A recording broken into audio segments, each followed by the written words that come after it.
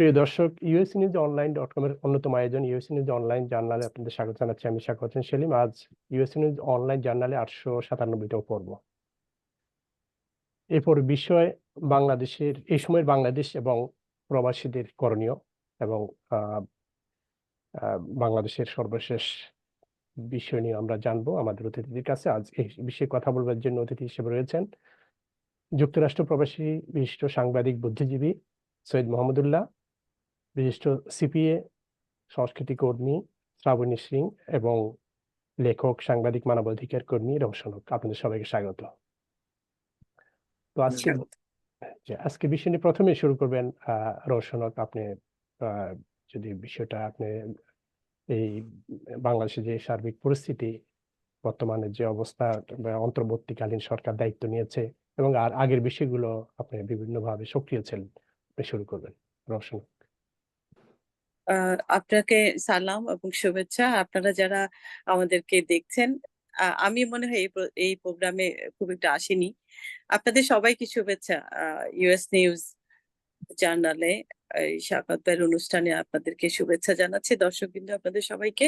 তবে আমার মনে হয় কি, আমার অনেক অনেক সিনিয়র, আমার মুরব্বী, আপনি যদি আমাদের মাহমুদুল্লাহ ভাইকে দিয়ে শুরু করতেন তাহলে মনে হয় বিষয়টা অনেক বেশি ক্লিয়ার হতো। আমি তো মনে করি যে আমি এই এই প্রজন্মের লেখক, বা এই প্রজন্মে আমার সাথে আমার লেখালেখি বা যতটুকু জানি এদেরকে নিয়ে, কিন্তু আমরা শিখেছি যতটুকু, ততটুকু হচ্ছে এই যে মাহমুদুল্লাহ ভাইদের হাত ধরে শেখা বা ওনাদেরকে ফলো করে আমরা এগিয়ে আসছি। আর কিছুটা ওনারা যেভাবে গুছিয়ে বা পরিপূর্ণ সুন্দর সাবলীল ভাষায় ওনারা যেভাবে কথা বলতে পারেন, আমরা ওভাবে পারি না। আমাদের কথাগুলো হয় খুবই শর্ট, মানে শর্ট এবং একদম টু দ্য পয়েন্ট আমরা কথা বলতে পছন্দ করি। আহ আপনারা জানেন এই এই ঘটনার সূত্রপাত কোথা থেকে, কেন এই ঘটনার জন্ম। আমার মনে হয় এগুলা আমরা এখন বলে আমরা সময়টা নষ্ট করতে চাই না। পুরা পৃথিবী ব্যাপী বাংলাদেশি যারা আছেন, আমি এখন শুধু বাংলাদেশে বলবো না, সারা বিশ্বের মানুষই এখন জেনে গেছে আমাদের দেশে কি হয়েছিল। আমার কলিগরা জিজ্ঞেস করে যে রওশন, তোমার এই সারা পত্রিকাগুলোতে বাংলাদেশ বাংলাদেশ নিয়ে কথা বলছে, তোমাদের সরকার পালিয়ে গেছে, কি ঘটনা বলো তো। তা আমি তাদেরকে প্রতিদিন ডিসক্রাইব করি যে কেন কি জন্য হয়েছে, এখন সবাই জানে। তো আমরা জানি এই বিগত 15 বছরে একজন স্বৈর শাসকের আন্ডারে আমাদের বাংলাদেশ ছিল। সেটাকে এখন এই মুহূর্তে আমরা স্বৈর শাসক যদি বর্ণনা দেই, সেটাও মানে কম হয়ে যাবে। আমরা বলবো যে একজন একজন রক্তপিচাস ডাইনির আন্ডারে আমরা অনেক দুর্ভাগ্য জাতি হিসেবে এই 15 বছর ছিলাম। আর তার আগেও আমরা স্বৈর শাসকের আন্ডারে ছিলাম। আমাদের দেশের বয়স যদিও 54 বছর বয়স, কিন্তু আমরা বেশ কয়েকটা স্বৈর শাসক আমরা পার করেছি, কিন্তু এই অবস্থায় আসেনি কখনো। আজকে এতটাই খারাপ অবস্থা ছিল যে আমরা আনঅফিসিয়ালি 1700-র উপরে আমাদের স্টুডেন্ট, আমরা আমাদের নিরপরাধ সন্তানদেরকে হত্যা করা হয়েছে। তারপরে আপনার একদম কম করে হলেও 20,000-এর উপরে হাসপাতালে এখনো মানে জটিল জটিল অবস্থার মধ্যে আপনার গুলি খেয়ে স্টুডেন্টরা হতাহত হয়ে আছেন। স্টুডেন্ট আছেন, পথচারী আছেন, একদম নিরপরাধ মানুষজন আছেন যারা কিছুই জানতেন না কেন। এখনো হয়তো বা অনেকেই মানে সামলে উঠতে পারেননি যে আমি কেন গুলি খেলাম। তো এই হচ্ছে আমাদের ছাত্র আন্দোলনের এবং স্বৈর শাসকের একটা অবস্থা, যিনি শেষ পর্যন্ত দেশ ছেড়ে মানে পালাতে বাধ্য হয়েছেন। উনি পালিয়ে গেছেন, স্বেচ্ছায় তো যাননি, আপনারা সবাই ইতিমধ্যে জানেন উনি কিভাবে গেছেন। উনি যাওয়ার আগ মুহূর্তে উনি বলে গেছেন যে সেনাবাহিনীকে ধমক দিয়েছেন, তুই তুকারি করেছেন যে তোরা পারতেছিস না কেন, পুলিশ তো পারতেছে। তো পুলিশও শেষ পর্যন্ত বলছে যে আমরা আর পারতেছি না। জনরোষের জন অভ্যুত্থানের মাধ্যমে ওনাকে বিদায় বিদায় করতে, পালিয়ে যেতে বাংলাদেশের মানুষ বাধ্য করেছে। তো এই 15 বছরের শাসন আমরা কেমন ছিল, তার জন্য আসলে এই অল্প সময়ে এই প্রোগ্রামে এসে বর্ণনা করা, কাউকে বুঝিয়ে বলা সম্ভব না।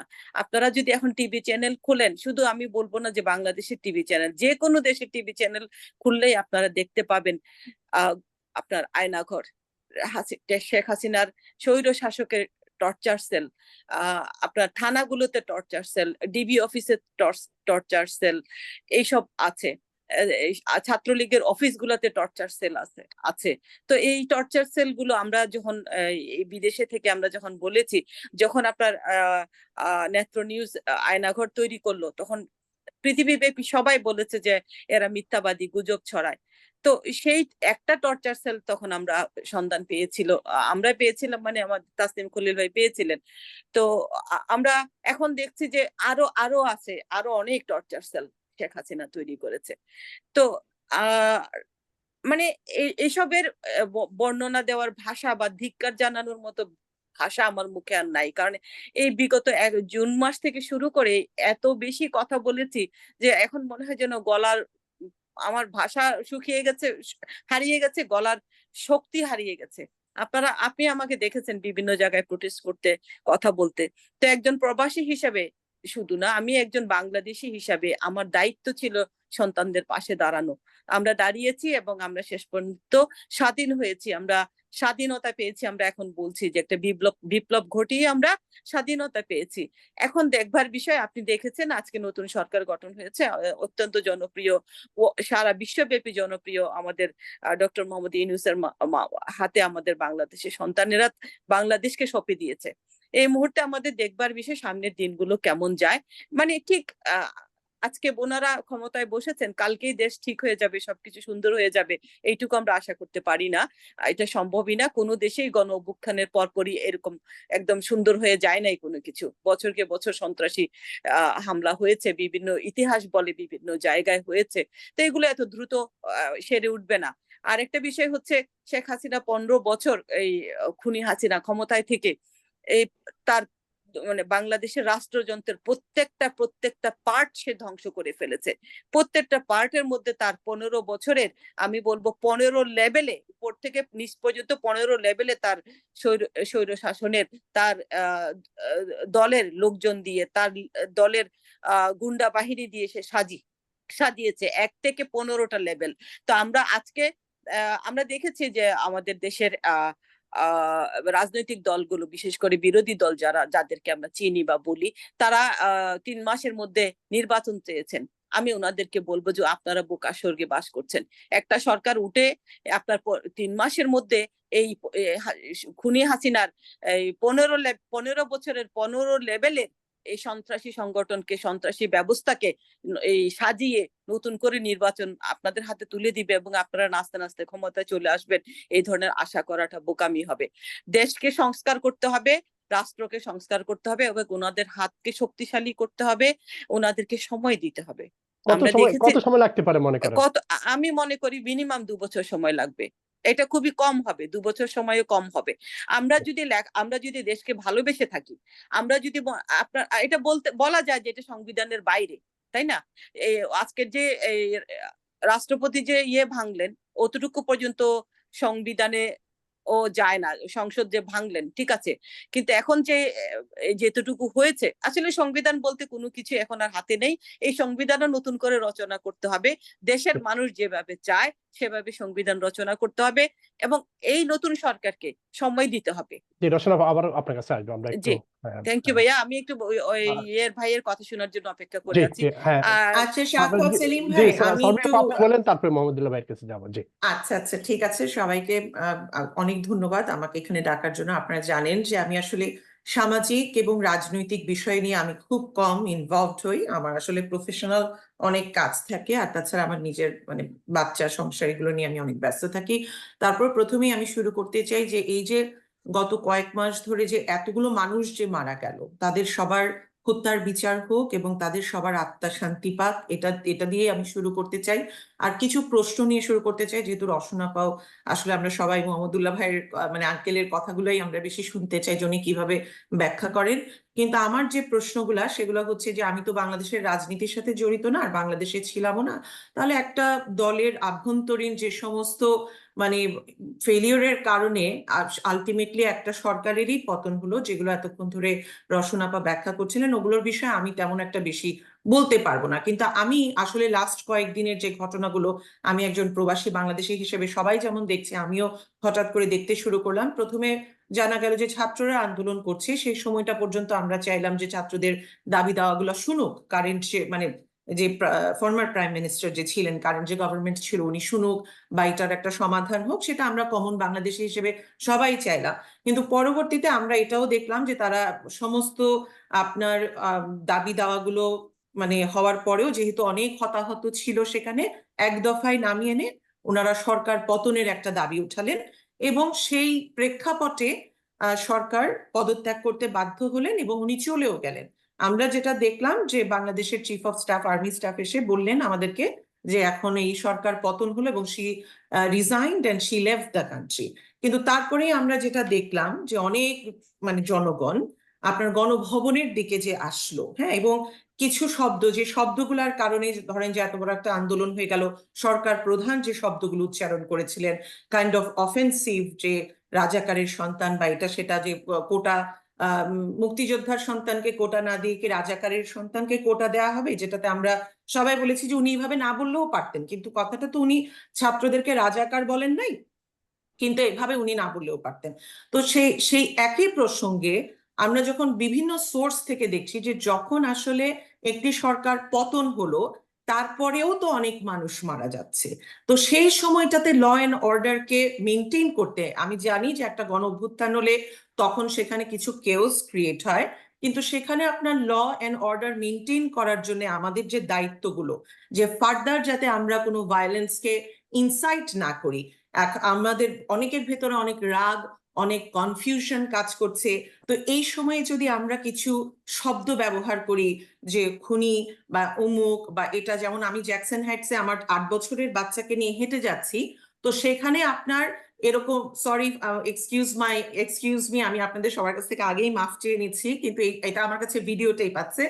আমি যখন হেঁটে যাচ্ছি তখন এই ধরনের স্লোগান আসে যে 1 2 3 4 শেখ হাসিনার পুটকি মার। তো সুতরাং যে আপনার সংস্কারের আশা নিয়ে, যে সুন্দর একটা স্বপ্ন নিয়ে ছাত্ররা আন্দোলন করলো, এটা কি সেই ছাত্রগুলোর প্রতি জাস্টিফাইড যদি এই ধরনের নোংরা শব্দ আমরা ব্যবহার করে যাই এখনো? এবং আরো একটা বিষয়, যে একটি সরকার প্রধান পতন হবার পরে বা রিজাইন করার পরে গণভবনটা তো আর তার একার সম্পত্তি না। আমরা আমেরিকাতে কি দেখেছি যে যখন ক্যাপিটাল হিলের দিকে একটা মব গেল, তখন কিন্তু ইউএস যে ল এনফোর্সমেন্ট তারা ক্যাপিটাল বিল্ডিংটাকে প্রোটেক্ট করলো এবং পার্লামেন্টকে প্রোটেক্ট করলো। তো এই যে মুভমেন্টটা, এটার কজটা একটা মহৎ কজ, ছাত্রদের একটা আন্দোলন থেকে শুরু। তো এই মহৎ কজের শেষটা এমন করে কেন হবে যে এখানে একজন সরকার প্রধান উনি পদত্যাগ করে চলে গেলেন এবং সেই চলে যাওয়ার পরে আপনার তার অন্তর্বাস, আমিও যদি এখন বলি যে আমার ট্যাক্সের টাকায় হোয়াইট হাউস, তো আমার অনেক সমস্যা থাকতেই পারে একটা কারেন্ট গভর্নমেন্টের কারণে, অথবা মনে করেন যে ডোনাল্ড ট্রাম্প যখন পতন হলো বা বাইডেন যখন আপনার স্টেপ ডাউন করলো যে সে আর ইলেকশন করবে না, এখন আমি যদি রেগে গিয়ে আমারও কিছু বন্ধু বান্ধব বা আমারও কিছু যারা সমর্থক সবাই আমরা গিয়ে যদি we storm the Capitol building এবং আমরা যদি কোনো এক্স প্রেসিডেন্টের ওয়াইফের ড্রয়ার নিয়ে শ্রীলঙ্কা করলো বলেই যে আমাদেরকে করতে হবে এমন তো কোনো কথা না। যে বঙ্গবন্ধু আপনার বীরাঙ্গনাদের, আপনার রেপড ভিকটিমদেরকে, রেপড ওমেনদেরকে বীরাঙ্গনার মর্যাদা দিয়েছিলেন, সেই বঙ্গবন্ধুর মেয়ে এতদিন ধরে আপনার সরকার চালালো এবং তার পতন হলো, এবং তাকে যদি আইনের আওতায় আনতে হয় সেটাও আনতে হবে একটা under a due process of law. যে সমস্যাগুলোর কারণে এই আন্দোলনটা, যে এখানে কোনো আইনের বিচার হয় না, যাকে খুশি তাকে ধরে নিয়ে যাওয়া হয়, বাক স্বাধীনতার কোনো ব্যাপার নাই, তাহলে সেই জিনিসগুলা কেন এখন হবে যে যখন একটা সরকার প্রধান চলে গেল তখন কিন্তু সেখান থেকে ব্রা বের করে, অন্তর্বাস বের করে সেগুলো পোস্টিং করা হচ্ছে, দেশের কোনো ল অ্যান্ড অর্ডার নাই। এবং হয়তো অনেকেই বলবেন যে বাংলাদেশে তো কোনো হিন্দু ভিকটিম নাই। আপনারা জানেন যে আমার ফ্যামিলি কিন্তু হিন্দু, আমার বাবা মা আত্মীয় স্বজন বড় ভাই সবাই কিন্তু হিন্দু, এবং আমাদের অনেক আত্মীয় স্বজন আছে, অ্যান্ড ওদের their houses are being destroyed. I am a converted Muslim, আমার কোনো ইন্টারেস্ট নাই, কিন্তু their houses are being destroyed. এবং যে কোনো কথাতেই যখন মনে করেন যে আমাকে একজন সিপিএ হিসেবে যত না মানুষ চেনে, একটু আগে আমি বলছিলাম, আমাকে তার চাইতে অনেক বেশি মানুষ গত 20 ইয়ার্স ধরে একজন আবৃত্তিকার হিসেবে চেনে। তো আমার কাছ থেকে আপনি বঙ্গবন্ধুর চেতনা রাইট ওয়েতে ওয়াইপ আউট করতে পারবেন না। তো আমার কাছে কেমন লাগবে যখন আমি দেখি যে এই আন্দোলনটা তো, যে রাস্তায় রাস্তায় বঙ্গবন্ধুর ছবি কেন, সেই কথাটা দিয়ে তো এই আন্দোলনটা শুরু হয় নাই। অথবা আমরা যখন দেখি যে নিউ ইয়র্ক কনসুলেটে angry few group of people, একটা সরকার পতন হলো, বাংলাদেশ থেকে ইনস্ট্রাকশন আসবে এবং সেই অনুযায়ী কিন্তু সরকারের ছবি সরানো হবে বা অন্যান্য যে পরিবর্তনগুলো সেগুলো আসবে। এটা তো একটা ইনস্টিটিউশন। আর আমেরিকায় যারা থাকে, আমরা তো এখানে একটা গাড়ি পার্ক করার ব্যাপারেও কিন্তু $35 একটা টিকিট খাওয়ার ভয়ে আমরা কিন্তু গাড়িটাকেও ঠিক মতো পার্ক করি। তাহলে কনসুলেটে গিয়ে যে এই উৎপাতগুলা করা যাবে না, সেই জিনিসটা তো আমেরিকায় অন্তত যারা থাকে এরা তো জানে। তাহলে এরা কেন এই জিনিসগুলা করবে যে একটা কনসুলেটে গিয়ে হুমকি ধুমকির মুখে যে ওর ছবি নামাও, তার ছবি নামাও? বঙ্গবন্ধুর ছবি তো আর ওয়াইপ আউট করা যাবে না, এটা তো আর বলে কোনো লাভ নাই। আর তাছাড়া আমার আরো একটা প্রশ্ন আছে, সরকার পতন হয়, স্বৈরাচারী সরকারের পতন হয়, নতুন সরকার আসে, গণতান্ত্রিক প্রক্রিয়ার মাধ্যমে আসে। যেহেতু এখানে পিপলস ভয়েস, যে আমরা সংস্কার চাই আমাদের দেশ, তাহলে যে গণতান্ত্রিক প্রক্রিয়া যে সরকার আসে থ্রু ইলেকশন, সেই সরকারের তখন দায়িত্ব হয়ে যায় যে আমরা কি চাই সেই অনুযায়ী দেশকে সংস্কার করা। এখন গণতান্ত্রিক প্রক্রিয়া যদি একটি সরকার আসতে না পারে, আমাদের মনে যদি প্রশ্ন কিছু কি মারে যে কোনো তৃতীয় শক্তির কারণে একটা সরকারকে বসানোর কারণেই ছাত্রদেরকে সামনে শিখন্ডির মতো করে রেখে পেছন থেকে কোনো অপশক্তির কারণে বা কোথাও কেন জানি একটা মৌলবাদের গন্ধ থেকে যায়, যখন আমরা দেখি যে হিন্দুদের ঘরবাড়ি পোড়ানো হচ্ছে, যেখানে আমার আত্মীয় স্বজন। আমাকে একটু কথা বলতে দিবেন। না, না, হ্যাঁ আমি অবশ্যই দিব, ওনার শেষ হলে আপনাকে দিব। ওনাকে উচ্চারণ করি বলবেন নাই। যে হিন্দু দেখেন, বাড়িঘর আমি একটি জ্বালানোর শব্দ উচ্চারণ করিনি। আপনি যখন কথা বলেছেন আমি না, একটি আমি আপনাকে হেল্প আপনি করছি। খুনি বলেছেন, ডাকাত বলেছেন, আমি একটি শব্দ উচ্চারণ করি নাই। আপনাকে আমি আহ, হেল্প করি না, আমি রশন আপা যে আসবো আপনার কাছে, একটু ওনাকে শেষ করে আধা ঘন্টা জি। আপনার জন্য ওয়েট করেছি আমরা, আমাদের সময়ের মূল্য আছে। সুতরাং যে বাক স্বাধীনতার জন্য এত বড় আন্দোলন হলো, আমারও বাক স্বাধীনতা আছে, আমারও ওপিনিয়ন আছে। আমি বলিনি, আমিও ওয়েট করছি মোহাম্মদুল্লাহ কাকুর কথা শোনার জন্য 10:43 and we have been waiting here since 10 p.m. so please give us some time and show us that respect. এটা আমার ওপিনিয়ন, এটার সাথে আপনার মিল থাকতে হবে এমন কোনো কথা নেই। এখন আমার কথা হলো যে বাংলাদেশে যখন হিন্দু মারা যায়, বাংলাদেশে যখন পুলিশ মারা যায়, গতকাল রাতে উত্তরায় আমার বোনের বাসা যখন ডাকাতি হচ্ছে, এখন সেই ল এন্ড অর্ডারের দায়িত্বে কারা? বাংলাদেশের আর্মি কি এতটাই নাজুক যে শুধু 2 দিনের জন্য যখন ইন্টারিম গভর্নমেন্ট আসবে তখন সেই 2 দিনের মধ্যে বাংলাদেশের মানুষকে সাপোর্ট দিতে পারে না, গণভবনকে রক্ষা করতে পারে না, পার্লামেন্টকে রক্ষা করতে পারে না, এবং পার্লামেন্টের মধ্যে বসে ছেলেরা বসে সিগারেট খাচ্ছে এবং বিভিন্ন ইউটিউব চ্যানেলে ইনসাইট করা হচ্ছে violence through those same YouTubers, যারা বলছে খাটকাপানো এমপিরা যদি পার্লামেন্টে গিয়ে আপনার গান গাইতে পারে তাহলে আমরা কেন সিগারেট খেতে পারবো না? মানে উনি মমতাজকে উদ্দেশ্য করে বলেছেন। আমি একজন সংস্কৃতি কর্মী, মমতাজ যখন আমেরিকাতে আসে ধর্ম বর্ণ দল মত নির্বিশেষে সবাই তার গান শুনে। she came to the parliament through the support of her people. সে যে এরিয়াতে ছিল সেই তাদের আপনার সাপোর্ট নিয়ে সে পার্লামেন্টে আসছিল। রাতের বেলায় কি সে খাট কাঁপায় না মাঠ কাঁপায় এটা দেখার দায়িত্ব আমাদের ছিল না। তার জনগণ তাকে ভোট দিয়ে এনেছে, এখন তারপরে আবার সেই ইলেকশনে হেরেও গেছে। আমার কথা হলো পার্লামেন্ট একটি রাষ্ট্রীয় সম্পত্তি, গণভবন রাষ্ট্রীয় সম্পত্তি। কোনোভাবেই আন্ডার কোন লতে একজন মানুষ যদি আপনার অন্যায়কারী হয় তাহলে তাকে বিচার করা হবে, কিন্তু কোনোভাবেই এটা ছাত্র আন্দোলন হতে পারে না। ছাত্র আন্দোলনের মানে তাদের প্রতি অন্যায় করা হয়, ছাত্র আন্দোলনের প্রতি অপমান করা হয় যখন একজন 76 বছরের নারীর ব্রা নিয়ে আপনার সেটা পোস্ট করা হয়, এবং আমার কাছে ছবি আছে কারা কারা সেই সমস্ত ছবি রিপোস্ট করছে। আনফরচুনেটলি দে আর শিক্ষিত মানুষজন এবং তারা এই সমস্ত ভায়োলেন্স ইনসারেক্ট করছে, তারা এই সমস্ত ভায়োলেন্স ইনসাইট করছে। এন্ড আমি এই জিনিসটা একেবারে হোল হার্টেডলি কন্ডেম করছি যে এখন যে ল এন্ড অর্ডারের পরিস্থিতি আর মানে পলিটিক্স এর ব্যাপারে this is not going to stop here. Politics এর ব্যাপারে আমরা পরে কাজ করব, কিন্তু right now my concern is যে সেই মহিলা তো চলে গেছে, তাহলে রাষ্ট্রের দায়িত্ব হলো এখন গণভবনকে রক্ষা করা এবং তার যেগুলো পার্সোনাল বিলঙ্গিংস সেগুলো ডিসকার্ড করে দেওয়া, বা সেগুলো তো একজন মানুষের পার্সোনাল বিলঙ্গিংস ছিল, ওগুলো তো সব টেনে টেনে যে নিয়ে যাওয়া। তাহলে এখনকার দায়িত্বগুলো কারা নিবে? যদি কোনো তৃতীয় শক্তি না থাকে তাহলে যে ছাত্রদের ডাকে এই আন্দোলনটা হলো, যে সমস্ত লিডারদের ডাকে এই আন্দোলনটা হলো, এখন যে সমস্ত মানুষরা মারা যাচ্ছে, এখন বাংলাদেশের ল এন্ড অর্ডার পরিস্থিতির দায়িত্ব কাদের কাছে থাকবে? একটা পরিস্থিতি যখন আউট অফ কন্ট্রোলে চলে যায় তখন সেখানে যদি এই জিনিসগুলো হয় তাহলে একজন আপনার কি বলবো যে একজন আপনার রাষ্ট্রনেতা পাওয়ারে ছিলেন, তার ব্যর্থতার কারণে তাকে চলে যেতে বাধ্য করা হয়েছে বা সে চলে গেছে। এখন তারপরেও সে বলছে তার পক্ষ থেকে বলা হচ্ছে, আমি তো একজন নিউট্রাল, আপনারা জানেন আমি এখানে কোনো দলের সাথে যুক্ত না, তাহলে তার পক্ষ থেকে বলা হচ্ছে যে আমি চেষ্টা করেছি, আমি পরিস্থিতি সামাল দিতে পারি নাই, আমি থাকলে আরো মানুষ মারা যেত, সো আই এম লিভিং। এখন সে চলে গেল, এরপরে তার মনে করেন যে সমস্ত সমস্যা আছে সেগুলো নিয়ে তার বিচার করা হবে। কিন্তু এই ভায়োলেন্সের হাত থেকে কমন মানুষ কিভাবে নিষ্কৃতি পাবে? আমরা প্রবাসে থেকে আমরা যখন আমাদের কমিউনিটিতে যাই তখন কেন আমাদেরকে এই সমস্ত নোংরা বিকৃত উক্তি দেখতে হবে?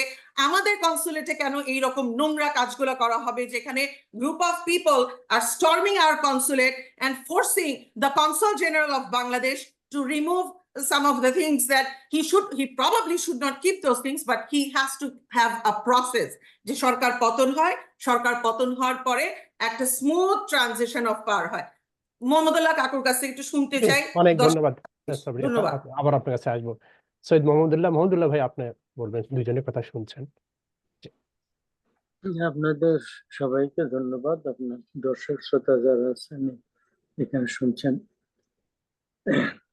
আমি খুব গভীর ভারাক্রান্ত হৃদয়ে আজকে বাংলাদেশে এই জুলাই মাসে যে ছাত্রদের যে আন্দোলন, সেই আন্দোলনে পরবর্তীতে সেটা ছাত্র জনতার আন্দোলন হয়েছিল, এটা গণ অভ্যুত্থানের রূপ নিয়েছিল, সেটাতে যারা মারা গেছেন, মৃত্যুবরণ করেছেন, তাদের এই মৃত্যুর জন্য আমি গভীর গভীর শোক প্রকাশ করছি, আমি বেদনাহত।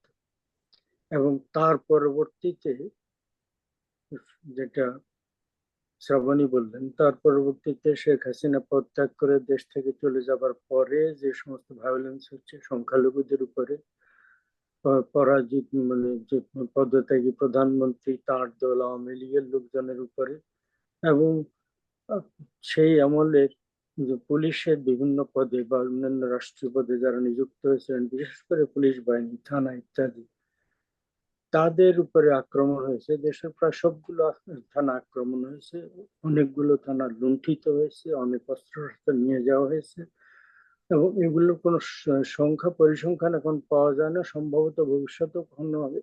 এই হত্যাকাণ্ডগুলো, এই পরবর্তীতে যে মব ভায়োলেন্স হচ্ছে, এই হত্যাকাণ্ড, এই মব ভায়োলেন্সে কত লোক নিহত হয়েছে এই তথ্যটা সম্ভবত পাওয়া যাবে না। জুলাই মাসের থেকে অগাস্টের 4 তারিখ পর্যন্ত, সম্ভবত 4 তারিখ রোববার, যেদিন আওয়ামী লীগ রেসিস্ট করার কারণে, সো কল্ড রেসিস্টেন্সের কারণে, সেই দিনও সম্ভবত, আমি প্রথম আলোর ফিগারটা সবসময় মোর বিশ্বাসযোগ্য মনে করি, কারণ প্রথম আলো সরকার বিরোধী কিন্তু রিজনেবল পত্রিকা একটা, আমি ইত্তেফাকের তথ্য বিশ্বাস করি, কিন্তু সরকারপন্থী যে সমস্ত পত্রিকা আছে সেটা বিশ্বাস করি না, ভয়ঙ্কর অপনয়নদের পত্রিকা যদি থাকে সেটা বিশ্বাস করি না। যাই হোক, প্রথম আলো যে ফিগার সেটাতে হচ্ছে এই আওয়ামী লীগের রেসিস্টেন্সের ওই দিনে সখানে 98 থেকে 107-এর ভিতরে এই ফিগারটা। আর অন্যান্য আর আগের পুরো মাসে শেখ হাসিনার পতন পর্যন্ত, মানে 4 তারিখের আগে পর্যন্ত, শনিবার পর্যন্ত 3 তারিখ পর্যন্ত 200-র একটু বেশি, তারও বিভিন্ন ফিগার দিয়েছে।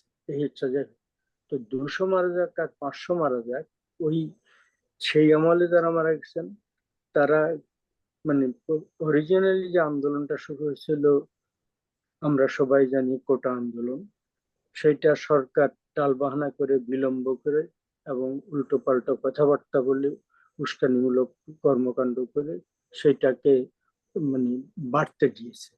এবং একটা পর্যায়ে সরকারের একজন মন্ত্রী মাস্তানের মতো কথা বলে, যে আমার সরকারি দলের ছাত্রলীগের তারাই যথেষ্ট, এটা বলে ছাত্রলীগকে আন্দোলনকারীদের উপরে লেলিয়ে দিয়েছে, তারা আক্রমণ করেছে, বাংলাদেশের মানুষ দেখেছে, এখন সেগুলো পৃথিবীর মানুষে যদি কোনোদিন এইটা ইনভেস্টিগেশন হয় পৃথিবীর মানুষে দেখবে, এবং সেই দিনও তারা অনেকে হতাহত হয়েছে। আচ্ছা, এই যে পুরো মুভমেন্ট যারা করেছেন, অরিজিনালি তারা কিন্তু গণতন্ত্রের জন্য করে, তারা করেছেন স্রেফ একটা বিষয়ের জন্য, কিন্তু গণতন্ত্রের আন্দোলনের রূপ হলো এই কারণে গত 15 বছর ভিতরে, বিশেষ করে গত 10 বছর, এইটা অনেকে আবার বলেন যে 15 বছরই তিনি ইলিগাল শাসক ছিলেন, এইটা একটু কনটেক্সটে নেওয়া দরকার। 2008 সালে যে নির্বাচন পূর্ববর্তী তত্ত্বাবধায়ক সরকার আমলে, সেই আমলের ব্রিগেডিয়ার সাখাওয়াত কমিশনার হয়েছিলেন ইলেকশন, তাকে এই সরকারের মন্ত্রী করা হয়েছে। যাই হোক, তারা করেছিলেন, সেটা অত্যন্ত সুশৃঙ্খল, ফেয়ার অ্যান্ড ফ্রি ইলেকশন হয়েছিল। তাতে বিপুল সংখ্যা উচ্চতা নিয়ে আওয়ামী লীগ জয়েন করেছিল, আওয়ামী লীগ উইন করেছিল। যাই হোক, এর পরবর্তীতে 2014 সালে যে নির্বাচন হয়েছে, সেই নির্বাচন বিরোধী দল চেয়েছিল যে সেটা একটা তত্ত্বাবধায়ক সরকার দিন হোক। বিরোধী দলের সেই দাবি তারা না মেনে তত্ত্বাবধায়ক সরকার ব্যবস্থা বিলোপ করে দিয়ে তারা তখন দলীয় সরকার দ্বারা সেই নির্বাচন করেছে। কিন্তু যেহেতু বিরোধী দল আসেইনি, সেই নির্বাচনে আসলে আওয়ামী লীগের কয়েকজন অল্প কিছু ইন্ডিপেন্ডেন্ট লোক ছিলেন সম্ভবত, বা বিরোধী দলীয় 2-4 জন থাকলেও সেটা দল হিসেবে না সম্ভবত। ওই আওয়ামী লীগ পন্থী, আওয়ামী লীগের সাথে সখ্যতায় আবদ্ধ কতগুলো দল প্লাস জাতীয় পার্টি এর সাথে তারা এসেছিল। যাই হোক, ফলে সেই নির্বাচনটা ও মানে খুব কারচুপি হয়েছে এটা বলা চলে না, কিন্তু ওই তত্ত্বাবধায়ক সরকার ব্যবস্থা তুলে দেওয়ার কারণে সেটা একপাক্ষিক টাইপের নির্বাচন হয়ে গেছে। যাই হোক, সেটাকেও মোটামুটি মেনে নেওয়া যায়। সেটা বিরোধী দল আসেনি নির্বাচনে, কনস্টিটিউশনালি এটা দিয়েছে। কনস্টিটিউশন চেঞ্জ করার পরে বিরোধী দল যদি আসতো, আমার নিজের ধারণা তারা ভালো, মানে বিএনপি আসলে খুব উল্লেখযোগ্য সংখ্যক আসন পেত, তা না হলে কারচুপি হলে পৃথিবীর লোক দেখতো। পরবর্তীতে যেটা আমরা দেখছি 2018 সালের নির্বাচন সত্যি সত্যি মানে একটা ফার্স হয়েছে, নির্বাচন হয়নি। এই ফার্স্টের পর ওইটা মানে জনস্বজনকে প্রচন্ড হবে। এইটা ছাড়াও আওয়ামী লীগের শাসন আমলে উপজেলা নির্বাচন হয়েছে, মিউনিসিপ্যালিটি গুলোর নির্বাচন হয়েছে, সম্ভবত ইউনিয়ন কাউন্সিল নির্বাচন হয়েছে 2বার। এই সবগুলো নির্বাচন আনফেয়ার হয়েছে, ফেয়ার হয়নি। আনফেয়ার সব নির্বাচন তারা নিজেরা যেগুলো করেছে, মানে আগে তত্ত্বাবধায়ক সরকারের জাতীয় সংসদের নির্বাচন ফেয়ার এন্ড ফ্রি হয়েছে, কিন্তু তারা নিজেরা যে নির্বাচনগুলো করেছে সবগুলো নির্বাচন প্রশ্ন সাপেক্ষ নির্বাচন, আনফেয়ার নির্বাচন, এগুলো হয়েছে, কারচুপি হয়েছে রীতিমতো ভয়ঙ্কর ভাবে। এই সমস্ত কারণে মানে তারা গণতন্ত্রকে ভয়ঙ্কর ভাবে ব্যাহত করেছে, ফলে তাদেরকে স্বৈর শাসন নিশ্চয়ই বলা যেতে পারে। এবং যেহেতু একজন স্বৈর শাসনের ভিতরে আবার শেখ হাসিনা মানে একেবারে একক ব্যাপার হয়ে দাঁড়িয়েছিলেন, শাসক হয়ে দাঁড়িয়েছিলেন, সেই সাথে এটাকে কর্তৃত্ববাদী সরকারও কেউ কেউ আখ্যা দেন। দুটোই কর্তৃত্ববাদী ও স্বৈর শাসন, এটা একটা হলো। এবং এই আমলে প্রচুর লোক গুম খুন হয়েছে। এইখানে একটা তথ্য দেওয়া দরকার। র্যাব নামে বাংলাদেশে একটা বাহিনী আছে, র্যাপিড অ্যাকশন ব্যাটালিয়ন। এইটা বেগম জিয়া, খালেদা জিয়া দ্বিতীয় আমলে 7 সালে যে আমল শেষ হয়েছে, ওই আমলে 2005 থেকে 7 সাল তিনি তৈরি করেছেন।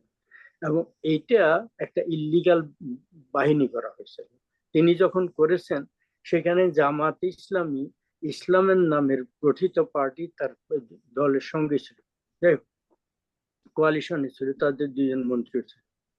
ইসলামী দৃষ্টিতে বিবেচনা করে সেই র্যাবরা তখন কি করেছে, তাদের তখনকার প্রেস নোট গুলা দেখবেন, র্যাব অমুক জায়গায় একটা অপারেশনে গেছে, সেখানে মানে কিছু মানে ইয়ে খারাপ লোক, ব্যাকওয়ার্ডস অথবা মানে দস্যুরা অথবা এই ধরনের লোকরা তারা সেখানে ছিল, গোপন সূত্রে খবর পেয়ে তারা সেখানে তার যাওয়ার পরে ওরা গুলি শুরু করেছে, র্যাব তখন তাদের কাছে পাল্টা গুলি করেছে, ওরা মারা গেছে। এই same press news, exact same news, খালি স্থান কাল এই জায়গাটা বদল করে 5 বছর তারা ইস্যু করেছে।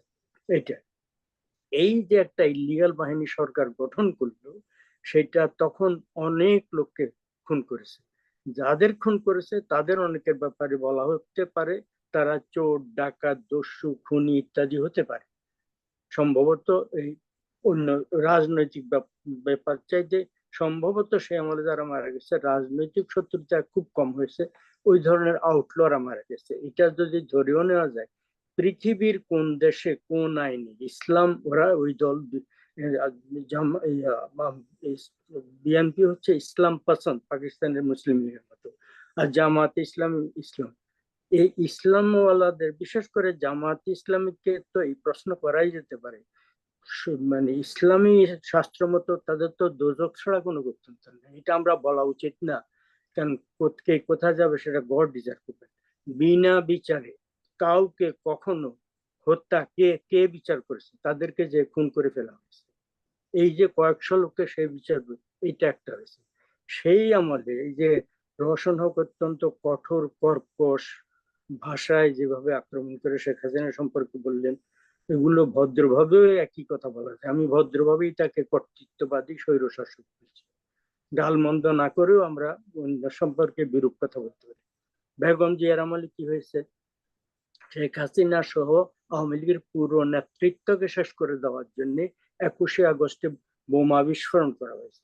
পরবর্তীতে শেখ হাসিনাকে যখন তার লোকরা ঢালের মতো রক্ষা করেছে, জীবন রক্ষা করেছে, তখন তিনি গাড়িতে জিপে উঠেছেন। সেই জিপ সম্ভবত বুলেট প্রুফ জিপ ছিল, সেটার দিকে আবার বুলেট নিক্ষেপ করা হয়েছে।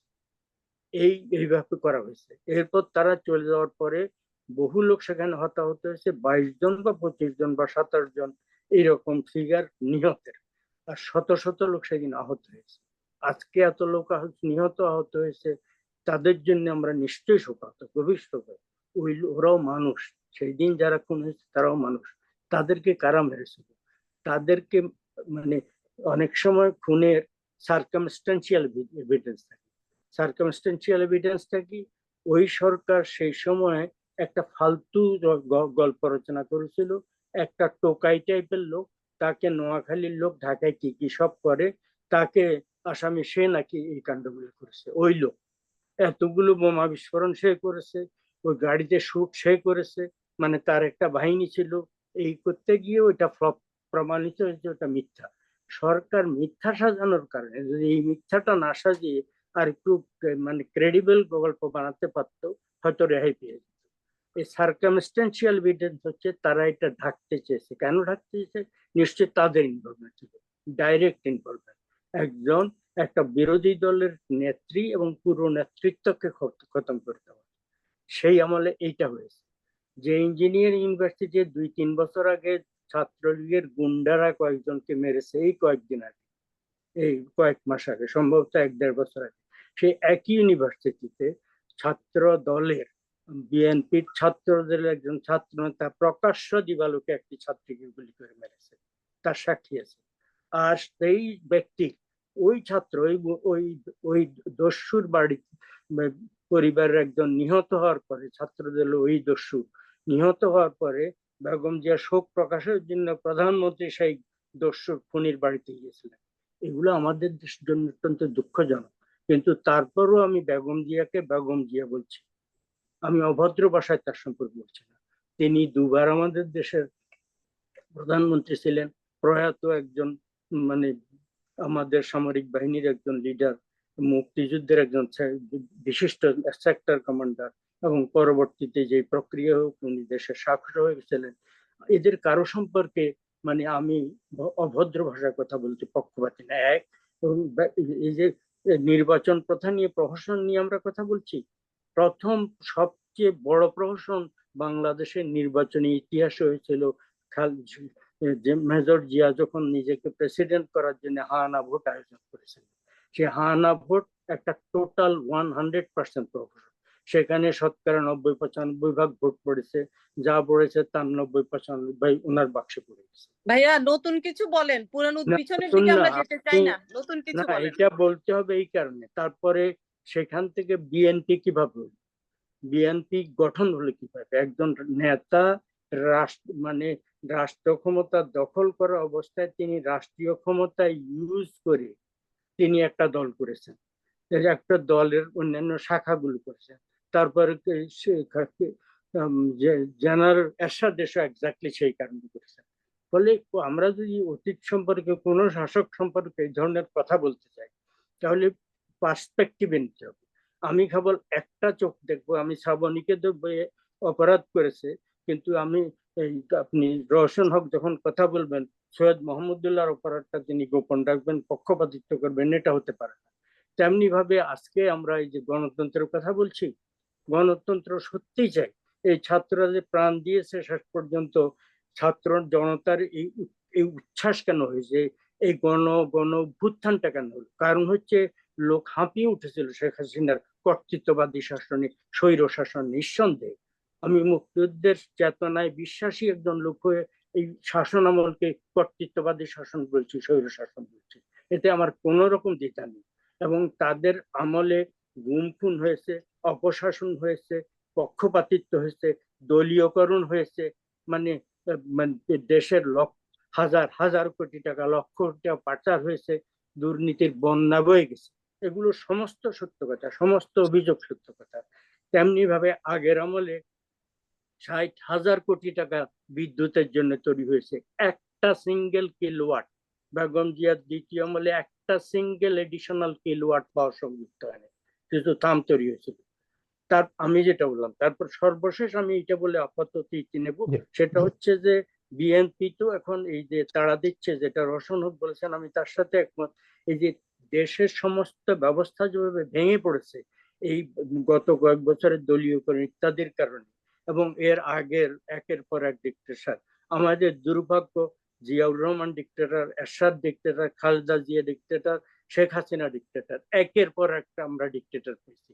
ডিক্টেটররা সমস্ত ইনস্টিটিউশন গুলো ক্রমাগত ধ্বংস করেছেন, এবং ক্রমাগত ধ্বংসের কারণে জিয়াউর রহমানের আমলে যতটা খারাপ ছিল, এরশাদের আমলে আরো খারাপ হয়েছে, ক্রমাগত খারাপ। আমাদের নিচের আমাদের পিচ্ছিল পদে ধ্বংসের দিকে যাওয়ার জন্য আমরা কোনো সীমারেখা রাখিনি।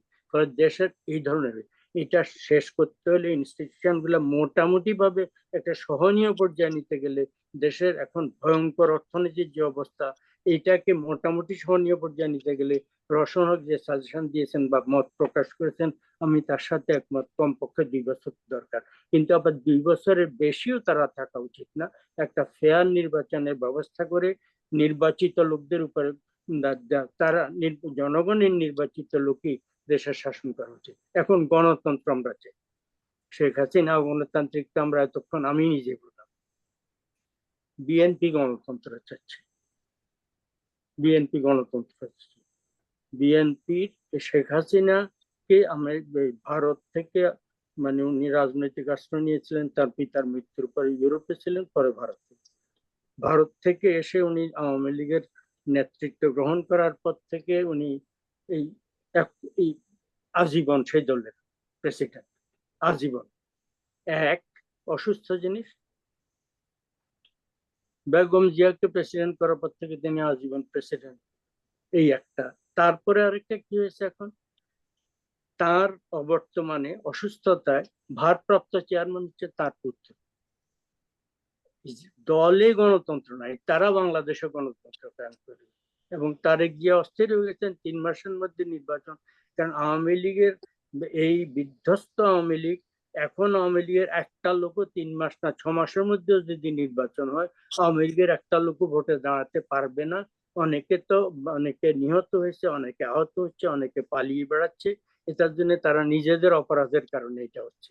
যাই হোক হোক, কিন্তু ফলে তারা নির্বাচন থাকবে না। এখন যদি ভোট হয়, বিএনপি 70-80% আসন পেয়ে যাবে, ফলে যত তাড়াতাড়ি হয় তার জন্য ভালো। কিন্তু তিনি যে গণতন্ত্র কায়েম করবেন, আগে তিনি তো, তার পজিশনটাই তো অগণতান্ত্রিক। হু অ্যাপয়েন্টেড?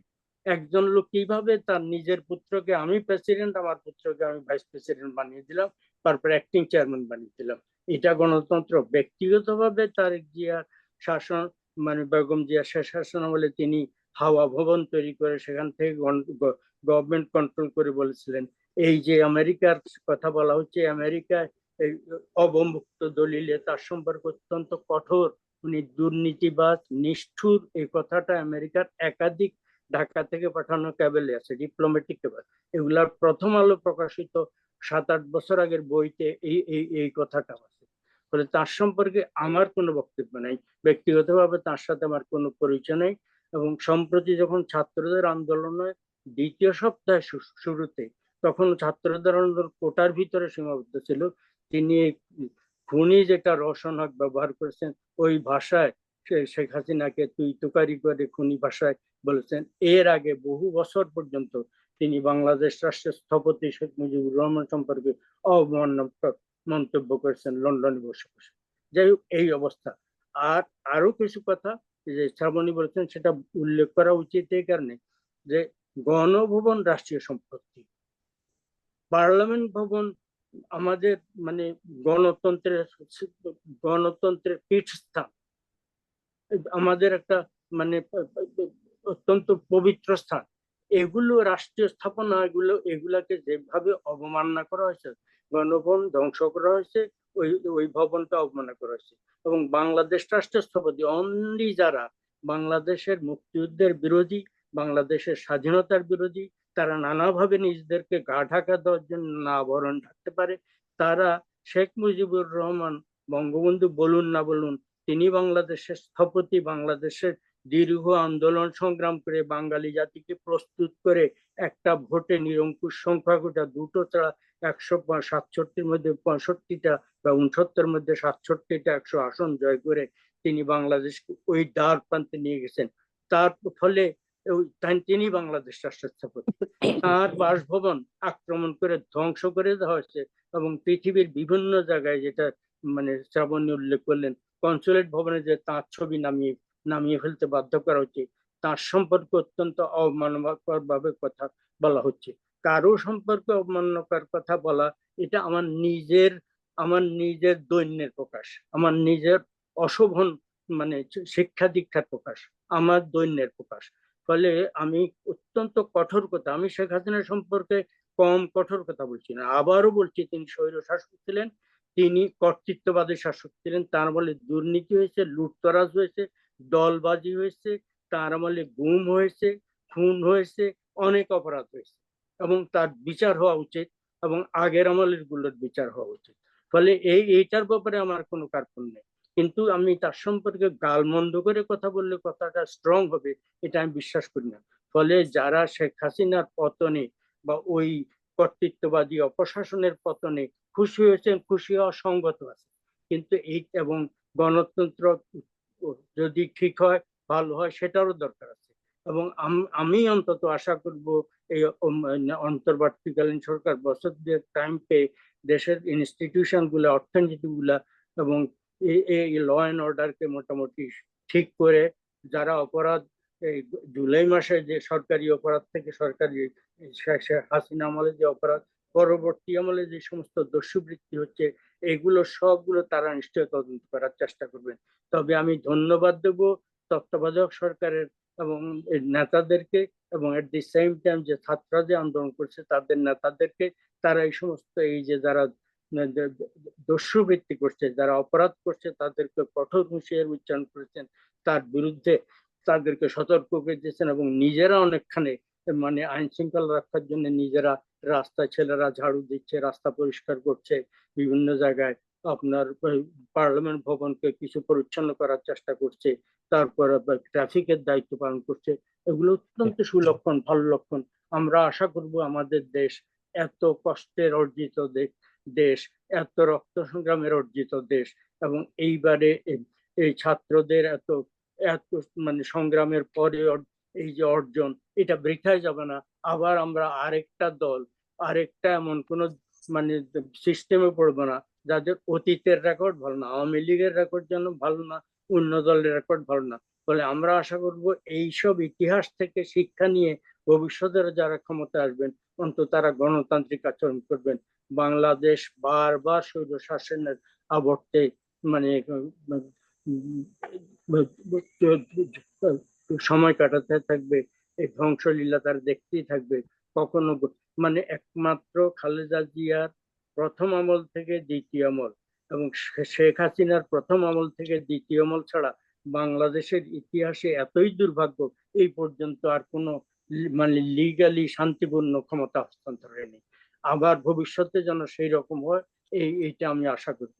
এবং আরেকটা শেষ আশা প্রকাশ করে পরবর্তীতে কথা বলার সুযোগ হলে বলবো, আমি ব্যক্তিগতভাবে কোন ক্রিয়েটিভ ওয়েতে তত্ত্বাবধায়ক সরকার ব্যবস্থা গতবার যেটা ছিল সেইটা ম্যানিপুলেট করার একটা সুযোগ ছিল, কারণ বেগম জিয়া তার পক্ষে কাজ করবেন বিবেচনা করে একজন ব্যক্তিকে তত্ত্বাবধায়ক সরকার চিফ করার জন্য বিচারপতিদের মানে মেয়াদ পর্যন্ত চেঞ্জ করে দিয়েছিলেন, বাড়িয়ে দিয়েছিলেন, যাতে করে সেই ব্যক্তি চিফ জাস্টিস ছিলেন, তিনি অবসর গ্রহণ করলে তিনি সর্বশেষ অবসরপ্রাপ্ত প্রধান বিচারপতি থাকেন, যাতে তিনি তত্ত্বাবধায়ক সরকার করেন। ওগুলা ম্যানিপুলেট করার সম্ভাবনা কমানোর জন্য পাকিস্তান বাংলাদেশকে ফলো করে একটা চমৎকার ব্যবস্থা করেছে। সেখানে মানে পার্লামেন্টারি যে অপোজিশন আছে, মূল অপোজিশন, তারা আর সরকারি দল তিনটা করে নাম সাজেস্ট করে। এই যে তিনটার ভিতরে এই যে কোনো তিন অপোনেন্ট এই 6 জনের মধ্যে দুই পক্ষ যেটাকে গ্রহণ করে, একটাকে রিজেক্ট করলো, আরেকটাকে 6 জনের মধ্যে একজন গ্রহণ করে। এইটা একটা ভালো বা ক্রিয়েটিভ ব্যবস্থা, বা আরো কোনো ক্রিয়েটিভ ব্যবস্থা বের করে তত্ত্বাবধায়ক সরকার পুনরুদ্ধার করা উচিত বলে আমি মনে করি। কারণ আমাদের দেশের পরিস্থিতিতে এই সমস্ত যে আমাদের অগণতান্ত্রিক আবহে সৃষ্ট এই সমস্ত দল, এরা অতি শীঘ্র নিজেরা ফেয়ার ইলেকশন দেবে অন্যান্য ব্রিটিশ পার্লামেন্ট, ইন্ডিয়ান পার্লামেন্টের দৃষ্টান্ত অনুসরণ করে, সেটা আমি আশা করি না। এবং ভারতেও মোদির আমলে সেখানেও মানে এই মোদিরা এই কর্তৃত্ববাদী শাসন যেটা প্রবর্তন করছেন, তাতে এবারে কিছুটা ফেয়ার ইলেকশন হয়েছে, কিন্তু অন্তত 10% অন্তত আনফেয়ার হয়েছে। 90% ফেয়ার হয়েছে, কিন্তু 10% আনফেয়ার হয়েছে। ফলে আমাদের দেশে একটা ক্রিয়েটিভ মানে তত্ত্বাবধায়ক সরকার ব্যবস্থা প্রবর্তন করা উচিত। দেশে গণতন্ত্রকে যদি রক্ষা করতে হয়, আমি মানে আমার বক্তব্য সেখানে অনেক ধন্যবাদ মাহমুদুল্লাহ ভাই। ধরে শুনেছেন, আপনাদের উভয়কে সকলকে শ্রদ্ধা জানাচ্ছি। জি, অনেক ধন্যবাদ। আমাকে রোশন, যেতে জি হবে রোশন আপা, জি হ্যাঁ, ভায়োলেন্স যাতে না হয় আমেরিকাতেও, আর যাতে আমরা আমাদেরকে যেন ভায়োলেন্স দেখতে না হয়, দেশেও যেন আপনার কাছে আসবে। আমরা একটু রোশন আপাকে শুনি। আমি আসলে দুঃখিত যে আমি রোশন আপা, আপনাদেরকে রোশন আপা ওই যে একই সাথে বলবেন যে প্রবাসী হিসেবে প্রবাসীদের করণীয়টা আসলে কি এই মুহূর্তে, সেটাও বলবেন। আমরা এই পর্যায়ে আপনার কথা শুনে আবার মাহমুদুল্লাহ ভাইকে দিয়ে শেষ করবো। সংক্ষেপে আচ্ছা, বলবেন এবার। আমি আসলে প্রথমে দুঃখিত, আমি বুঝতে পারিনি যে আপনারা আমার জন্য অপেক্ষা করেছিলেন। আহ সেটার জন্য আমি দুঃখ প্রকাশ করছি, কারণ আমার এখানে টেকনিক্যাল সাপোর্ট আমি পাচ্ছিলাম না, কেন জানি। আমি একটু ওগুলো বুঝিও কম, সে কারণে আমি দুঃখ প্রকাশ করছি। আর আরেকটা কথা বলি, যে আপনি আমাকে যে প্রশ্নটা এখন করলেন যে প্রবাসী হিসেবে আমাদের কর্তব্য কি, প্রবাসী কেন হতে হবে, একজন বাংলাদেশী হিসেবে, একজন মানুষ হিসেবে আমাদের কার কি কর্তব্য, সেটা আমরা নিজেরাই খুঁজে বের করবো। ভায়োলেন্স আমরা কেউ চাই না, তবে যুগে যুগে যখন এরকম দুর্ঘটনা ঘটে, কোনো দেশে সরকার পালিয়ে যায়, তখন এই ধরনের ছিচকে চোর, এই সেই যেগুলো শ্রাবণী উল্লেখ করলেন, এগুলো হয়ে থাকে। এগুলা 1-2 দিন হয়েছে, কিন্তু এখন আর হচ্ছে না। তবে এই যে হিন্দু বাড়িঘরে, এই যে হিন্দু ট্রাম্প, এই সাম্প্রদায়িক ট্রাম্প খেলা, এটা হচ্ছে আমাদের দেশে যারা গণতন্ত্র চায় না, বা যারা গণতন্ত্রে বিশ্বাস করে না, যারা স্বৈরশাসকের হাতকে শক্ত করে বারবার, স্বৈর শাসকের পক্ষ নিয়ে, সেই পুরানো 71-এ 75-এ ওই 90-তে কি হয়েছিল, পিছন দিকে যারা হাঁটে, শুধু উদাহরণ নিয়ে যারা হাঁটে, এরা হচ্ছে স্বৈর শাসকের হাতকে শক্ত করার লোকজন আমি মনে করি। আমি শ্রাবণীকে ভাবছিলাম যে উনি বুঝি আসলেই কিছু জানেন না এই বাংলাদেশ সম্পর্কে, উনি যেটা শুরুতে বলছিলেন। আমি তো দেখছি যে উনি পুরাই জানেন, কিন্তু জানেন উনি এক পক্ষ জানেন। হাসিনার ব্রানি মানুষ দৌড়াচ্ছে, কেন দৌড়াবে না? হাসিনার কারণে মানুষের কথা বলতে পারে নাই, নিঃশ্বাস ফেলতে পারে নাই, মানুষের ক্ষোভ কি একটা দিন ঝাড়বে না? ওইটা তো ওদেরই গণভবন, ওইটারই এটা কি প্রাচীন যুগ? তাহলে মানুষের আমেরিকায় আমি একটা অন্যায় করলে আপনার ব্রানি এখন দৌড়াবে মানুষ? লিসেন, এগুলা মানুষের ক্ষোভ। আপনি চিঠি করতেই পারেন, নোংরা, এটা চিঠি আপনি করতে পারেন এখানে বসে। আপনি বাংলাদেশে থাকেন নাই, আপনি বাংলাদেশে থাকেন, আমার পরিবার সম্পর্কে আপনার কোনো আইডিয়াই নাই। এখন আপনি কিন্তু আমাকে কথা বলতে দিচ্ছেন না, এখন আপনি আমাকে কথা বলতে দিচ্ছেন না। আমি সরি, আসবো আপনার কাছে। জি, আপনি আমাকে কথা বলতে দিচ্ছেন না। আমি বলতে চাচ্ছি, কোনো কন্ডিশনে একজন নারীর ব্রা নিয়ে দৌড়ানো যায় না। No way, shut up. এটা হচ্ছে মানুষের ক্ষোভ। আমি বলছি না যে যায়। আপনাকে 1000 বছর বললেও আপনি শিখবেন না। একজন শ্রদ্ধা মানুষ বললো যে আমি সমালোচনা করতে পারি, নোংরামি করতে পারি না, আমার অপরাধ হতে পারে। আপনি দেখেন তো দেখি আমি অপরাধ দিচ্ছেন না, আপনি কথা বলতে দিচ্ছেন না আমাকে। কি ধরনের কথা বলছেন? নারীর ব্রা দেখানো হবে, কেন দেখানো হবে না? আরে কারা দেখাচ্ছে আপনি দেখেন, কোন লেভেলের ছেলে পেলে তারা। কাকো এই গোবর সামনে আসবো আপনার কাছে। জি, এই মহিলাকে জঘন্য। আসবো আপনার কাছে, আবার আসবো। জি, না, উনি রচনা। আমার কথাই বুঝতে পারছেন। আমি বলছি না যে এগুলো সাপোর্ট করছি, বলছি যে এগুলা মানুষের ক্ষোভ থেকে মানুষ এগুলো করছে। আমি কখনোই এই ধরনের বিষয় সাপোর্ট করি না। এই যে তারা যে গণভবনে হামলা করলো বা ৩২ নম্বরে যে বিভিন্ন জায়গায় আগুন টাগুন লাগাই দিল, এগুলো তো আমরা কোনো মতেই সাপোর্ট করি না। আমরা বারবার ছেলেদেরকে শান্ত হওয়ার জন্য বলছি। তবে এগুলো কেন হয়েছে? মানুষের ক্ষোভ থেকে মানুষ একদিন এই কাজগুলো করেছে। এখন দেখেন কত সুন্দর রাস্তাঘাট সব পরিষ্কার, ছেলে মেয়েরা কি সুন্দর করে সবকিছু গুছিয়ে দিল। তো আপনার এত সব রক্ত ঝরবে, 15 বছর মানুষ যে কষ্ট, যে যন্ত্রণা মানুষ সহ্য করেছে, যেই মানুষ নিঃশ্বাস নিতে পারে নাই, কথা বলতে পারে না, এক লাইন পোস্টের জন্য মানুষকে জেল খাটতে হয়েছে। তারা সেসব পোলাপান যদি যায় আজকে হাসিনার জিনিসপত্র নিয়ে দৌড়াদৌড়ি করে, এতে আমাদের সাপোর্ট আমরা দিচ্ছি না, কিন্তু দেখতে অশোভন হলেও ওরা এগুলো সবই ক্ষোভের থেকে করেছে। মানুষের ভিতরে ক্ষোভ জন্মানে তখন মানুষ এগুলো করে। তো আমি হাসিনাকে সবসময় খুনি বলে যাব যতদিন বেঁচে থাকবো, এবং আমি আগামী প্রজন্মের কাছে, শুধু আমি না, আপনারাও বলবেন, তার বিচার হবে এই দেশে। খুনি হাসিনার এই দেশে বিচার হইতে হবে। আর যারা এই সাম্প্রদায়িক ট্রাম্প খেলেন তাদেরকে বলবো, অনুরোধ করে দেশে যান এবং দেখেন আমাদের সন্তানেরা কিভাবে এই মন্দির মসজিদ গির্জা পাহারা দিচ্ছে। তো শুধু এই সাম্প্রদায়িক ট্রাম্প খেললে হবে না, কার্ড খেললে হবে না, আপনাদেরকে লাইনে আসতে হবে। আমরাও বলি না যে অমুক আসুক তমুক আসুক, আগে কি ঘটছে এগুলো আবার ঘটুক। পুরানো জিনিসের আমরা পুনরাবৃত্তি একদমই চাই না। আমরা চাই নতুন সরকার গঠন হবে, দেশে গণতন্ত্র আসবে, শান্তি ফিরে আসবে, আর কোনো খুনি তৈরি হবে না, আর কোনো আয়নাঘর তৈরি হবে না, আর ছেলেপেলেরা এমন কিছু করবে না যেটা আমাদের অসম্মান তৈরি করে। তো এইটুকুই আমার জন্য। রচনা আপনারা ভালো থাকবেন। রচনা আরেকটা আপনার যে মোহাম্মদুল্লাহ ভাই যে কথাটা বললেন যে দলের গণতন্ত্র, দলে গণতন্ত্র, অবশ্যই হ্যাঁ সেই অবশ্যই বিষয়। দলে গণতন্ত্র আসতে হবে। আমার স্বামী কেন ছিল, প্রেসিডেন্ট ছিল, তাই আমি প্রেসিডেন্ট হব, তারপর আমার সন্তান হবে, এগুলো হবে না। এখন থেকে যেই সব দলে নির্বাচন হয়ে নির্বাচিত প্রতিনিধি আসতে হবে। শেখ হাসিনা কোন দিন নির্বাচন করছে? এগুলা তার ভয়ে তার নাম উচ্চারণ করতে পারে নাই। সে তো তার বাপের কোটায় আর মোদির কোটায় এত বছর ক্ষমতায় ছিল, তারে কে ইলেকশন করছে? এগুলো ভুয়া ইলেকশন। আমরা জানি না তার দলে কিসের গণতন্ত্র। একটা পৌরসভার নির্বাচন পর্যন্ত তার অর্ডার ছাড়া হয় নাই। একটা চেয়ারম্যানে কোন জায়গায় কয় বস্তা চাল দিবে শেখ হাসিনার পারমিশন নিয়ে দিতে হয়েছে। কোন গণতন্ত্রের কথা আপনারা শিখান? মুরব্বী মানুষ মাহমুদুল্লাহ ভাই, আমি ওনাকে শ্রদ্ধা করি, কিন্তু I am sorry to say, আজকে আমার ভাষা আমি খারাপ করবই করব। এত সব খুনের জবাব দিতে হলে, আমার ভিতরে ক্রোধ বাইর করতে হলে আমাকে খারাপ ভাষায় বের করতে হবে। আমি পলিশ ভাষায়, সুশীলিত ভাষায় বহু ব্যবহার করে ফেলছি, আমি দুঃখিত। কিন্তু এই জিনিসের আমরা পুনরাবৃত্তি চাই না। আমরা চাই না বাংলাদেশে আর কোন স্বৈর শাসকের জন্ম হোক, আর কোন হাসিনা পয়দা হোক, আর কোন বেনজির আদিস তৈরি হোক, আর কোন আয়নাগর তৈরি হোক। দেশ যে ছেলে রচনা। মেয়েদের পছন্দের মতো শাসক তারা তৈরি করবে, এবং অবশ্যই ভোটের মাধ্যমে হবে, এবং আশা করি শীঘ্রই হবে। জি, অনেক ধন্যবাদ ধন্যবাদ রচনা আপনাদেরকে। আপা। আমরা শেষ করবো, ধন্যবাদ। আমাদের শ্রাবণী আপার সংযুক্তি বিচ্ছিন্ন হয়ে গেছে। মোহাম্মদুল্লাহ ভাই, আপনাকে দিয়ে শেষ করবো। অনেক ধন্যবাদ। আপনি প্রবাসীদের কথা বলেছিলেন, সেটা জি, হচ্ছে যে আমার মনে হয় দেশে যে এই যে এতগুলো ছাত্র বা অন্যান্য জনগণ মারা গেল এবং পরবর্তীতে এই যে ভায়োলেন্সের যে শিকার হয়েছে যারা দেশব্যাপী, উনি যে রওশন যেটা বললেন যে এটা মানে কি বলে বা সাম্প্রদায়িকতার ট্রাম্প কার্ড, সাম্প্রদায়িক আক্রমণ হচ্ছে। উনি আবার এরপরে এই কথাটাও বললেন যে মন্দিরগুলো পাহারা দিচ্ছে। পাহারা কেন হঠাৎ দেওয়া শুরু করতে হলো?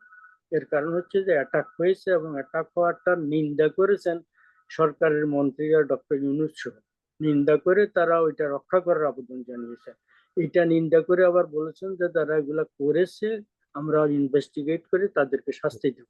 ফলে ঘটনাগুলো ঘটেছে, কেউ বানিয়ে বলছে যে এরকম হয়েছে এইটা বলছেন, জি, এটা ওনারা স্বীকার করছেন। ছাত্র নেতারা এটা কন্ডেম করেছেন, সতর্কবাণী উচ্চারণ করেছেন, তারা পাহারা দিচ্ছেন, ধর্মীয় নেতারা পাহারা দিচ্ছেন, অন্যান্য যারা পাহারা দিচ্ছেন। তার মানে ঘটনাটা ঘটেছে, ঘটছে। কিন্তু এটা হচ্ছে একমাত্র এই সংখ্যালঘুদের ক্ষেত্রে হয়েছে, কিন্তু আওয়ামী লীগারদের উপরে যে ব্যাপক হারে আক্রমণ হচ্ছে, এই যে পরাজিত পার্টি বা ক্ষমতাচ্যুত পার্টি, সেইটা তাদের অপরাধের কোনো সীমা নেই, সীমাহীন। কিন্তু সেই কারণে বিনা বিচারে তাদের উপরে আটক হবে, তাদের ঘর বাড়ি পোড়াবে, এবং অনেক বাড়ি থেকে পোড়া পোড়া অগ্নিদগ্ধ ভস্মীভূত ডেড বডি বেরোচ্ছে, 5টা 7টা 10টা এগুলো হচ্ছে। ফলে এগুলো ক্ষোভের কারণে কিছুটা হতে পারে, কিন্তু এই মুহূর্তে অনেকটা একটা কয়েকদিন মাৎসন্যায় পরিস্থিতি ছিল। এইটা অত্যন্ত দুঃখজনক। আস্তে আস্তে ঠিক হবে বলে আমি অত্যন্ত গভীরভাবে আশাবাদী। আর যেটা প্রবাসীদের আমাদের কি কর্তব্য, তা আমাদের কর্তব্য একটা হচ্ছে যে আমরা বিদেশে কনসুলেট বা ডিপ্লোম্যাটিক মিশন গুলাতে আগে আওয়ামী লীগের আমলে তারা সমস্ত রিসেপশনে যে আওয়ামী লীগের লোকরা সামনে সারিতে বসে যেত, তাদেরকে সব জায়গায় যেতে হতো। প্রধানমন্ত্রী আসলে তারা স্টেজ দখল করে বসতো। এগুলা যেন ভবিষ্যতে আর আমরা না দেখি, তাহলে ওই একই জিনিস হচ্ছে। দলীয় লোক যদি শুধু থাকে এই একটা রাষ্ট্র আর দল যেন সেপারেট থাকে, এই একটা জিনিস। দ্বিতীয়ত হচ্ছে বঙ্গবন্ধুর যেন অবমাননা হয়। তিনি রাষ্ট্রপতি, শেখ হাসিনা ছবি নামানো এটা এমনি সরকার অলরেডি অর্ডার দিয়ে দিয়েছে। এই সরকার পতনের সাথে সাথে এই সরকার মানে তত্ত্বাবধায়ক অন্তর্বর্তীকালীন সরকার শপথ গ্রহণের আগেই অর্ডার দিতে এবং তারা নামিয়ে ফেলেছে। যাই হোক, এইটা যারা করছেন তারা ভুল করছেন। আমি আশা করি ভবিষ্যতে এটা থেকে বিরত থাকবে।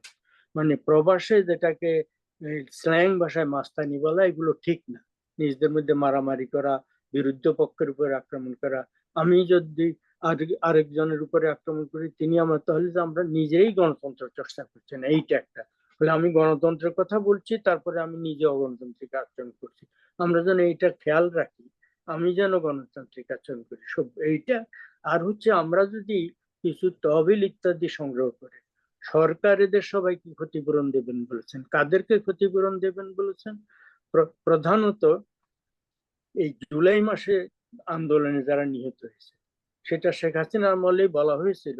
তারা কতটা নিরপেক্ষবাদী তদন্ত করতেন সেটা হয়তো প্রশ্ন রেখে, কিন্তু তারা অ্যানাউন্স করেছিলেন যে তাদেরকে ক্ষতিপূরণ দেওয়া হবে, আর যারা আহত হাজার হাজার তাদের চিকিৎসা করা হবে সরকারি খরচে। আমি নিশ্চিত যে অন্তর্বর্তীকালীন সরকার ডক্টর ইউনূসের নেতৃত্বে তার সরকার ডেফিনেটলি এটা অত্যন্ত দক্ষতার সাথে, অত্যন্ত নিষ্ঠার সাথে এই দুটো কাজ করবেন। একটা হচ্ছে ওদের চিকিৎসা দেওয়া হতদের এবং নিহতদের পরিবারগুলোকে মানে যোগ্য ক্ষতিপূরণ দেওয়া, এই একটা। কিন্তু এর বাইরে মন্দির বা অন্যান্য ধর্মস্থান, গির্জাগুলো যদি ক্ষতিগ্রস্ত হয়ে থাকে, সেগুলোর পুনর্বাসনের ব্যবস্থা করা এক। 2 নম্বর হচ্ছে ওই সংখ্যালঘুরা যদি আক্রান্ত হয়ে থাকে তাদের সেগুলোর ক্ষতিপূরণ ব্যবস্থা করা। এবং তাছাড়াও আওয়ামী লীগের লোকও যদি এবং অনেক পুলিশের লোককে মেরে ফেলা হয়েছে, সেইটা তাদেরও ক্ষতিপূরণ দেওয়ার ব্যবস্থা করা হয়েছে। সম্ভবত অনেক পুলিশের বাড়িতে অ্যাটাক করা হয়েছে সম্ভবত, এবং বাড়িতে অ্যাটাক করা হলে খালি পুলিশ ভদ্রলোককে মেরে ফেলেছে তা না, তার ফ্যামিলি হয়তো অ্যাটাক হয়েছে, মারা গেছে, আহত হয়েছে। তারাও যেন সুবিচার পায়, তাদের যেন রাষ্ট্র ক্ষতিপূরণ দেয় এবং তাদের চিকিৎসার ব্যবস্থা করে, এটা। আর হচ্ছে আওয়ামী লীগেররাও, অনেক আওয়ামী লীগের আছে সত্যি সত্যি তারা যুগ যুগ ধরে তাদের ফ্যামিলি আওয়ামী লীগ করেছে। এমন অনেকে আওয়ামী লীগের আছে তারা শেখ হাসিনার আমলে কোনো মানে সুযোগ সুবিধা পায়নি।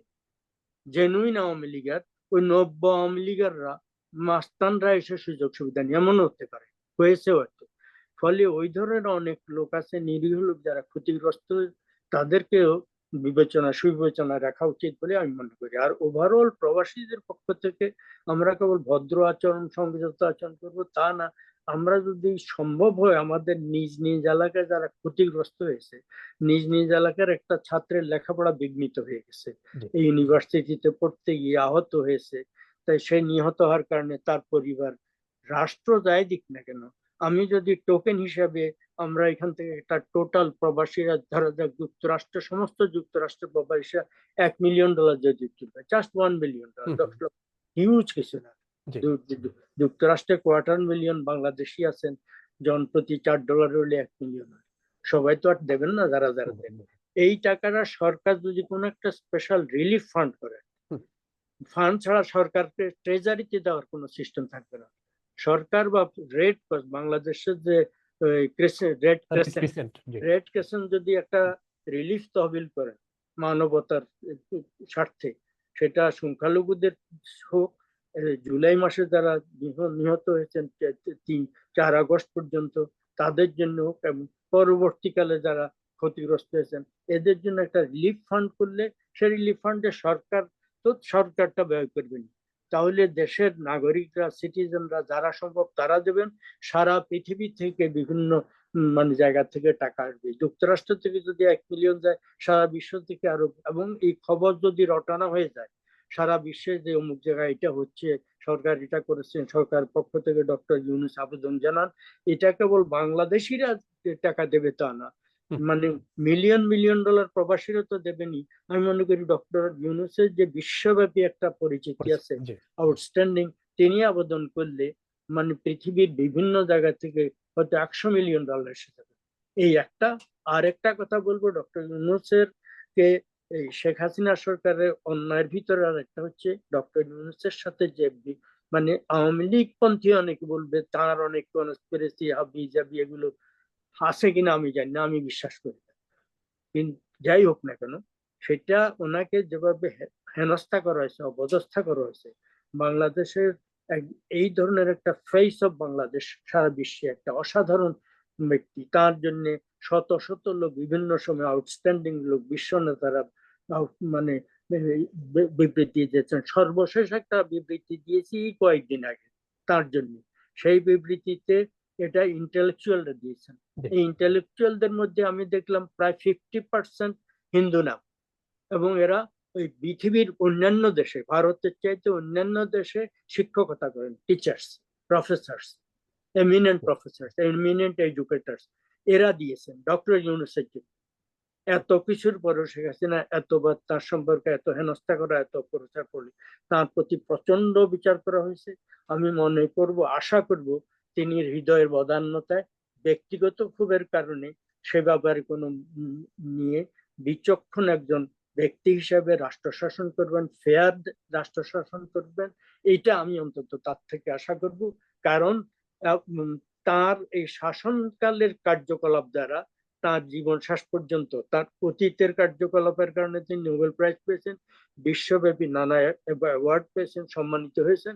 শেষ 6 মাস বা 1 বছর 2 বছর তিনি কি ধরনের কাজ করেন, তার জীবনের শেষ আসল ইতিহাস লেখা হবে এটার উপরে। সর্বশেষ জি তিনি এটার দ্বারা গৌরবান্বিত হয়ে যাবেন নিজেকে, অথবা তিনি পার্টিসান হলে, ভিন্ডিকটিভ হয়ে থাকলে, তাহলে মিননেস দেখালে তার পুরো জীবনের সমস্ত গৌরব ম্লান হয়ে অর্জনগুলো যাবে। জি আমি নিশ্চিত যে তিনি সেটা করতে দেবেন না।